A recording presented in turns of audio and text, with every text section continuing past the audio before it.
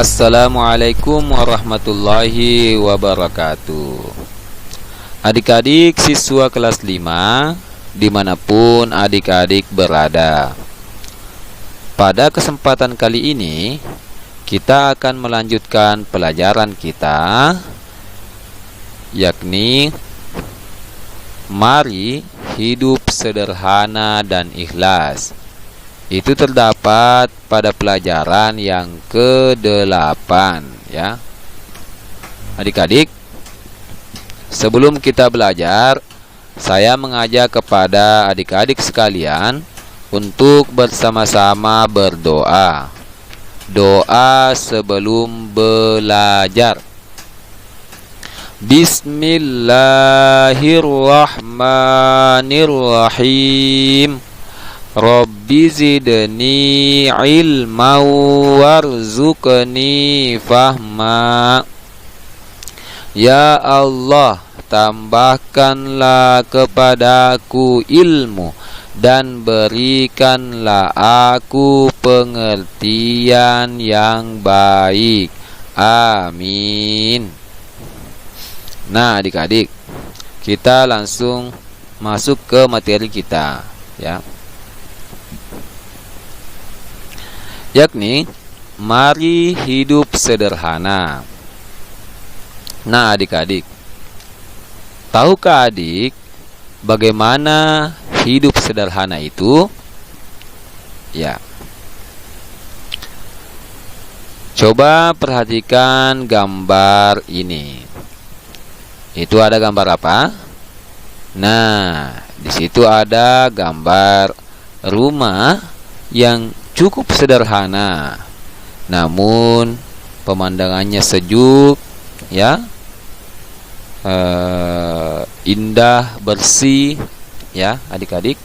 Jadi meskipun rumah ini kelihatannya sederhana, ya, namun adik-adik, rumah ini bersih, nyaman, elok dipandang, ya.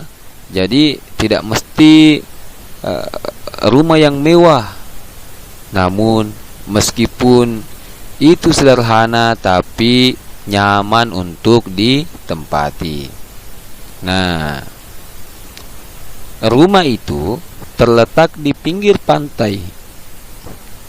Di sekitar rumah banyak tanaman dan pepohonan yang terawat baik, serta lingkungan dan halaman rumah pun tampak bersih. Menurutmu, apakah rumah tersebut tergolong sederhana atau tidak? Kemukakan pendapatmu. Nah, jadi sebagaimana yang saya sampaikan tadi, bahwa rumah ini cukup sederhana, ya, namun nyaman untuk ditempati. Mengapa?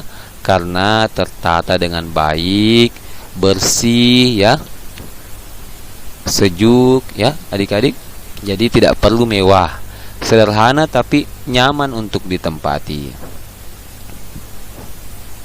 Nah, dalam surah Al-Furqan, ya, ayat ke-67 mengajarkan kita ciri-ciri orang yang hidup sederhana. A'udzu billahi minasy syaithanir rajim. Bismillahirrahmanirrahim. Walladzina idza anfaqu lam yusrifu wa lam yaqturu wa kana baina dzalika qawama. Artinya, dan termasuk hamba-hamba Tuhan yang Maha Pengasih, orang-orang yang apabila membelanjakan harta, mereka tidak berlebihan dan tidak pula kikir, di antara keduanya secara wajar. Nah, adik-adik, surah Al-Furqan ayat ke-67 ini mengajarkan kita ciri-ciri orang yang sederhana. Yang manakah itu? Sebagaimana yang dijelaskan oleh ayat bahwa orang yang sederhana itu ya, apabila membelanjakan hartanya tidak berlebihan. Ya. Tidak berfoya-foya ya. Namun tidak pula kikir. Ya, jadi berada di tengah-tengahnya antara berlebihan dan kikir. Jadi adik-adik mesti mengambil pelajaran dari ayat ini, bahwa ketika adik-adik ingin membelanjakan harta, jangan terlalu berlebihan, namun jangan pula terlalu kikir. Jadi yang sewajarnya ya adik-adik. Jadi menurut Al-Quran, hidup sederhana itu adalah di antara berlebihan dan kikir. Berlebihan artinya tidak wajar atau aneh-aneh, sedangkan kikir artinya terlampau hemat atau disebut juga pelit. Dalam menggunakan uang jajan ya, dianjurkan agar tidak berlebihan dan tidak pula kikir. Hidup sederhana bukan berarti harus miskin atau tidak punya apa-apa. Contoh sederhana misalnya makan bakso. Antara makan 2 mangkuk dengan 1/4 mangkuk, maka yang dianggap sederhana itu adalah makan bakso 1 mangkuk ya. Jadi di sini dijelaskan bahwa ketika adik-adik membelanjakan harta, jangan terlalu boros ya, sewajarnya. Namun tidak boleh juga terlalu kikir atau biasa disebut pelit ya. Ya, di sini ada contohnya bahwa misalkan kita membeli bakso, yang manakah yang disebut sederhana? Ya, ketika kita makan 1 mangkuk bakso. Kalau kita makan 2 sampai 3, 4, 5 mangkuk, itu namanya berlebih-lebihan. Namun ketika kita makan sedikit atau beli sedikit, ya misalkan 1/4 mangkuk ya, ya itu sih namanya pelit atau kikir ya. Jadi sewajarnya ya adik-adik. Nah, ini saya berikan tugas kepada adik-adik. Ini tugas yang pertama ya. Masih ada tugas-tugas selanjutnya. Tugas yang pertama ya, silakan jelaskan pengertian hidup sederhana. Oke. Jadi masih ada tugas selanjutnya adik-adik. Jadi ini tugas yang pertama, jelaskan pengertian hidup sederhana. Nah, kita lanjut materi kita. Meskipun Nabi Muhammad SAW seorang rasul dan pemimpin yang memiliki pengaruh dan kekuasaan, namun ia selalu hidup sederhana dan menghindari hidup mewah dan boros. Menurut riwayat, Nabi Muhammad SAW selalu tidur beralaskan sehelai tikar, dan kalau ia terbangun dari tidurnya, terlihat ada bekas tikar di pipinya. Begitu sederhananya kehidupan Nabi. Tapi ia sangat mulia di hadapan Allah Subhanahu wa taala. Mampukah kita seperti Nabi? Nah, itu jawabannya ada di diri masing-masing adik-adik ya. Jadi Rasul saja, Nabi Muhammad SAW yang merupakan pemimpin kaum muslimin, memiliki pengaruh dan kekuasaan. Namun Rasulullah SAW senantiasa hidup sederhana, tidak bermewah-mewahan. Bahkan menurut riwayat, Nabi itu kalau tidur ya, Nabi Muhammad ya, kalau tidur hanya beralaskan sehelai tikar, dan ketika ia bangun maka terlihatlah bekas-bekas tikar di pipinya. Begitulah kesederhanaan Rasulullah Sallallahu Alaihi Wasallam. Adik-adik mesti mencontohkan ya perilaku Nabi Sallallahu Alaihi Wasallam, yakni hidup sederhana. Apa keuntungan hidup sederhana? Nabi Muhammad Sallallahu Alaihi Wasallam teladan kita. Ketaatan dan kesederhanaan Nabi Muhammad Sallallahu Alaihi Wasallam harus dicontoh dengan segenap kemampuan kita.